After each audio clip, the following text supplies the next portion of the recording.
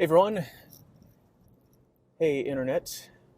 Today let's talk about, not let's, I'm going to talk about the draft. Now, recently the National Review has come out with a couple different articles supporting the draft and I guess specifically not supporting adding women to the draft. Now that the armed forces are moving towards allowing women into combat roles, there's been talk about adding them to the draft as well, since that kind of is a continuation of the whole equality push that was behind, adding women to the combat arms. And interestingly enough, the National Review, being a supposedly small government conservative individual rights kind of publication,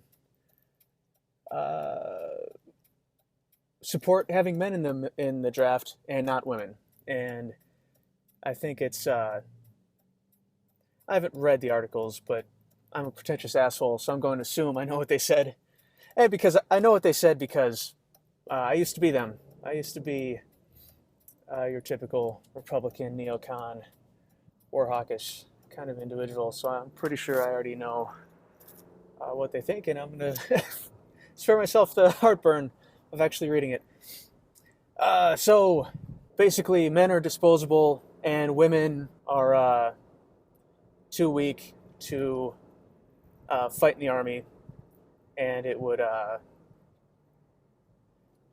basically reduce our readiness and the ability of the army, or I guess the armed forces, to fight.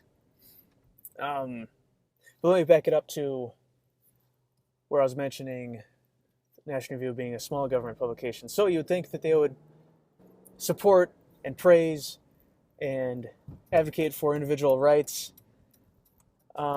except for in this point, they advocate and support slavery. The draft is slavery. Now, granted, the draft hasn't been used since, like the 70s, I believe, with like Vietnam and Korea and all that stuff.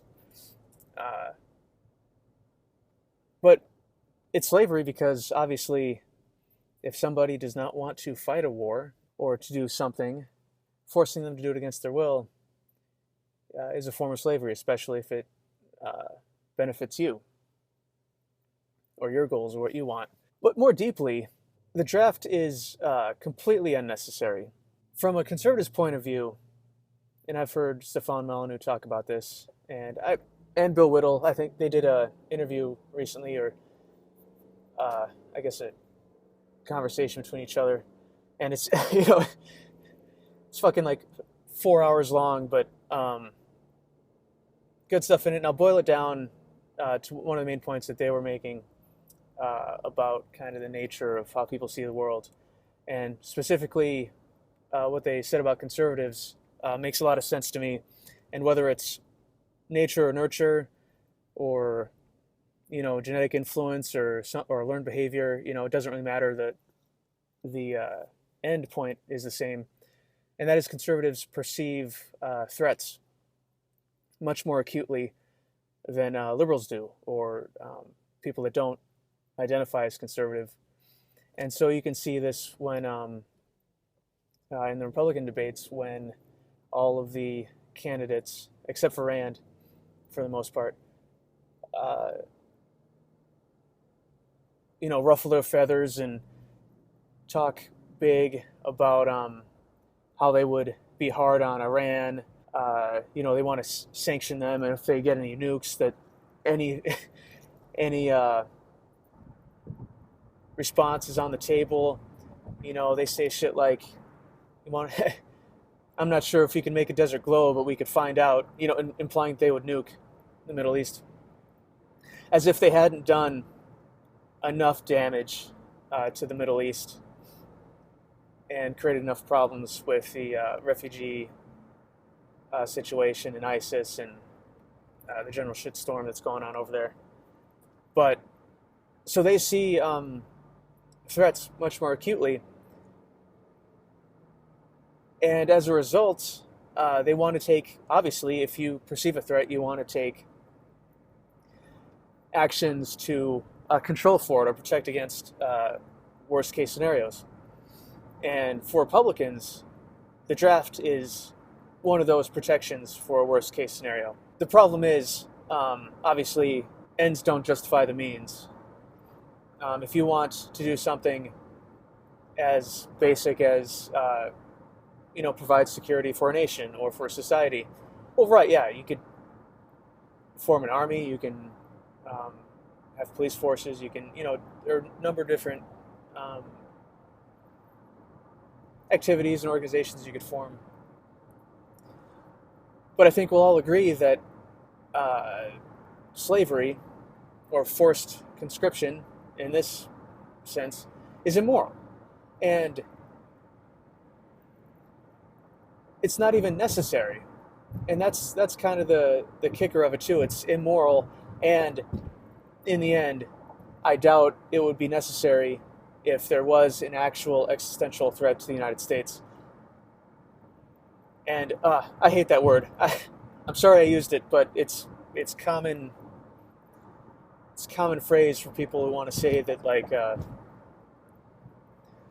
somehow some country or terrorist group is going to destroy the entire United States, which has the largest military ever conceived, ever built, and is larger than, or just about as large as Europe.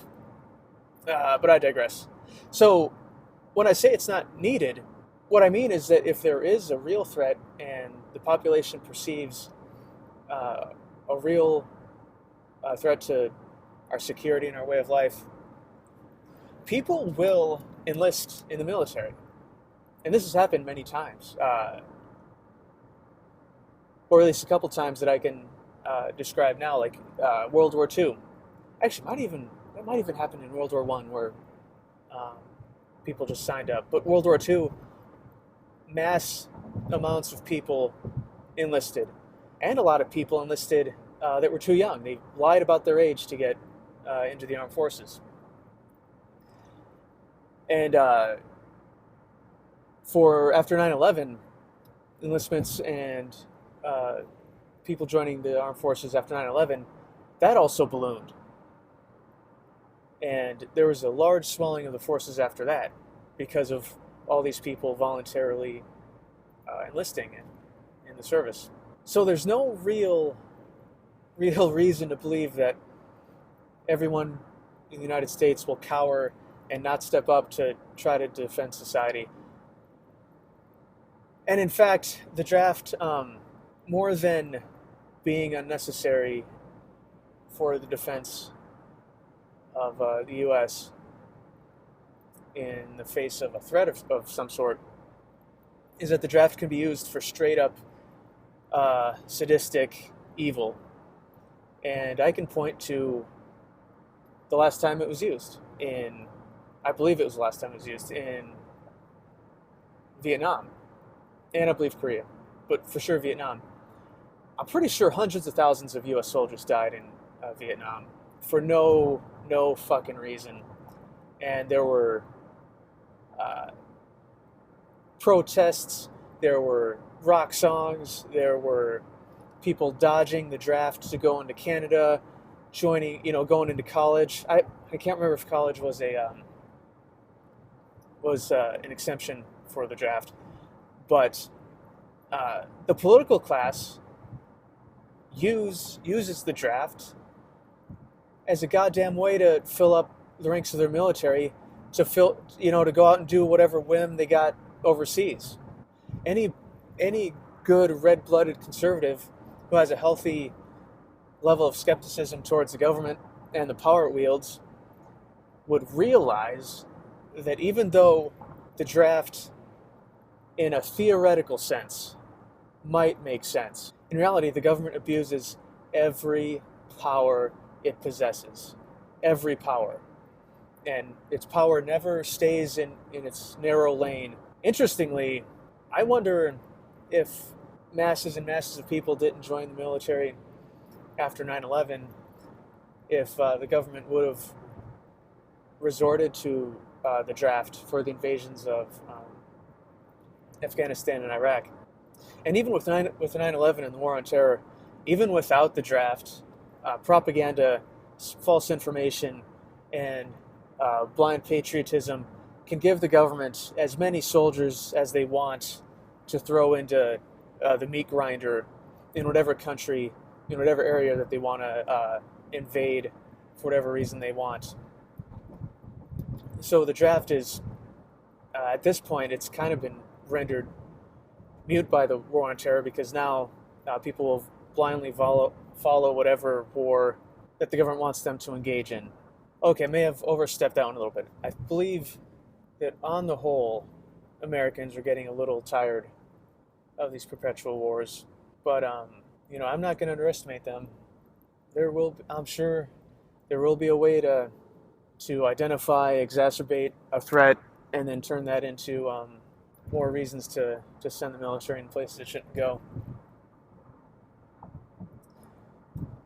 So, all that to say is the draft is immoral, it's slavery, it hasn't been used in a while, and I say good, but that still doesn't mean that we shouldn't get rid of it. And we don't make it any more moral by throwing women into the mix.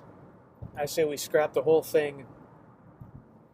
If you want to be part of the military-industrial complex, then go enlist yourself. Don't force anybody to join it. And I'm going to stop my ranting and raving. I believe that is all the points I wanted to make. Thanks for listening, everybody. Live free.